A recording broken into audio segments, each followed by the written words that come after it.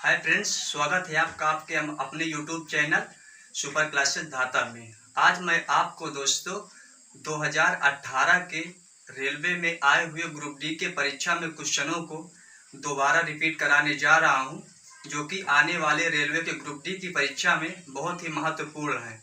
इसलिए आप सभी लोग देखिए। चलिए स्टार्ट करते हैं। पहला क्वेश्चन है, ट्रैफिक को नियंत्रित करने के लिए रोबोट का उपयोग करने वाला भारत का पहला शहर कौन सा है? तो भारत का पहला शहर है इंदौर।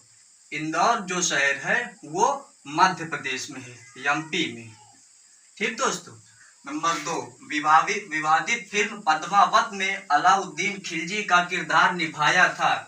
तो जो विवादित फिल्म पद्मावत है उसमें अलाउद्दीन खिलजी का किरदार रणवीर सिंह ने निभाया था। रणवीर सिंह और रणबीर कपूर दो हैं, तो कपूर नहीं, वो सिंह वाले रणवीर सिंह हैं।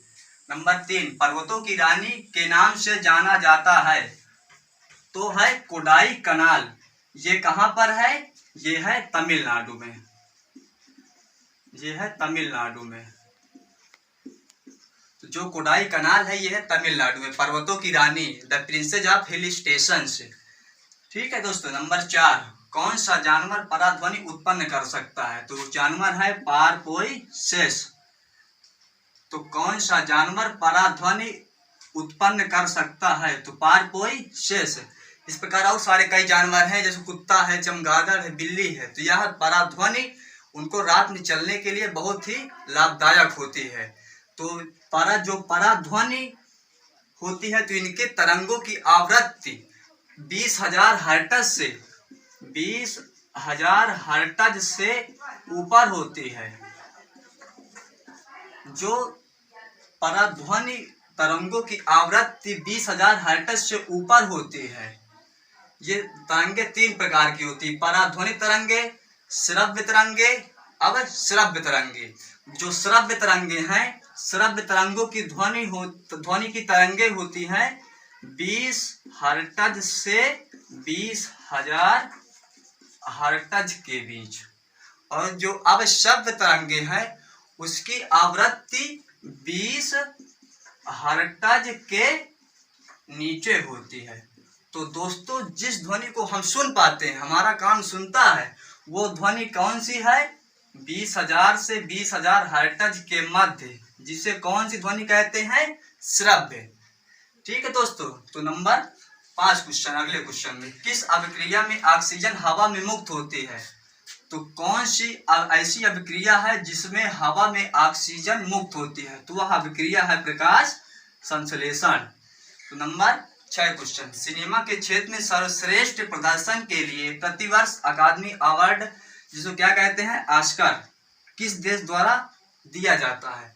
तो जो सिनेमा के क्षेत्र का सबसे बड़ा पुरस्कार है वो है ऑस्कर पुरस्कार, जो यूएसए द्वारा दिया जाता है। दोस्तों, किस द्वारा? यूएसए द्वारा।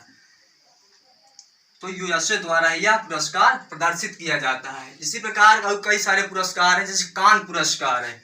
तो जो कान पुरस्कार है वो किसके द्वारा दिया जाता है? किस देश के द्वारा? फ्रांस के द्वारा। और है एक बाफ्टा पुरस्कार। बाफ्टा पुरस्कार, जो बाफ्टा पुरस्कार है यह ब्रिटेन द्वारा दिया जाता है, ब्रिटेन द्वारा। ठीक है दोस्तों। तो जो ये ऑस्कर अवार्ड है इसकी शुरुआत 1929 में हुई थी, 1929 में।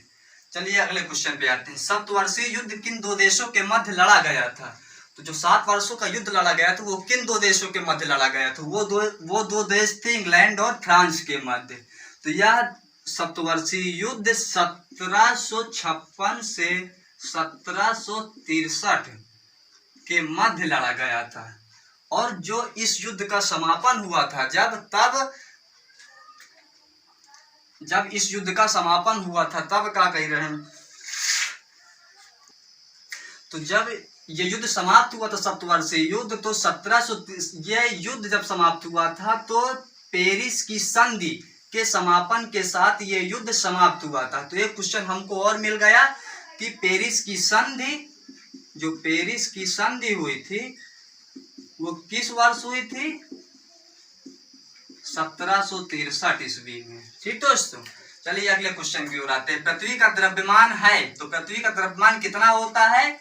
द्रव्यमान है 6 × 10⁻24 किलोग्राम होता है। जो घनत्व है पृथ्वी का वो है 5.52 ग्राम प्रति सेंटीमीटर क्यूब। जो पृथ्वी का घनत्व होता है वो 5.52 ग्राम प्रति सेंटीमीटर क्यूब होता है। चलिए अगले क्वेश्चन की ओर आते हैं। किस देश की समुद्र तटीय सीमा सबसे लंबी है? तो वह कौन सा देश है जिस देश की समुद्र तटीय सीमा सबसे लंबी है? तो वह देश है कनाडा। अगर भारत में बात करें तो भारत के कौन से राज्य की समुद्र तटीय सीमा सबसे लंबी है? तो वह राज्य है गुजरात। गुजरात की समुद्र तटीय सीमा सबसे लंबी है। अगले क्वेश्चन की ओर, क्वेश्चन नंबर 10। दयानंद सरस्वती किस मिशन के संस्थापक थे? तो वह कौन सा मिशन था जिसके संस्थापक दयानंद सरस्वती थे? तो वह था आर्य समाज। आर्य समाज की स्थापना जो हुई थी वो हुई थी 1875 में। ठीक दोस्तों, इसी प्रकार और कई सारे जो समाज जैसे ब्रह्म समाज है, प्रार्थना समाज। ब्रह्म समाज के संस्थापक राजा राम मोहन राय थे जिसकी स्थापना 1828 में हुई थी। और जो प्रार्थना समाज है, प्रार्थना समाज के संस्थापक आत्माराम पांडुरंग तथा एमजी रनाडे थे। इसकी स्थापना 1867 पे हुई थी। ठीक दोस्तों, चलिए अगले क्वेश्चन की ओर। भारतीय संसद का उच्च सदन किसे कहा जाता है? तो भारतीय संसद का उच्च सदन किसे कहा जाता है? राज्यसभा को। और जो निम्न सदन है, निम्न सदन किसे कहा जाता है? निम्न सदन लोकसभा को कहा जाता है। निम्न सदन लोकसभा को कहा जाता है। अगले क्वेश्चन की ओर। सत्यव्रत कादियान किस खेल से संबंधित है? तो जो सत्यव्रत कादियान है वो किस खेल से संबंधित है? तो वो खेल कौन सा है? वो खेल है कुश्ती। तो जो सत्यव्रत कादियान है वह कुश्ती खेल से संबंधित है। तो दोस्तों, अगर क्वेश्चन हमारे पसंद आए हो तो हमारी वीडियो को लाइक, शेयर और सब्सक्राइब करें हमारे चैनल को, ताकि यह वीडियो सब तक आसानी से पहुंचता रहे। धन्यवाद।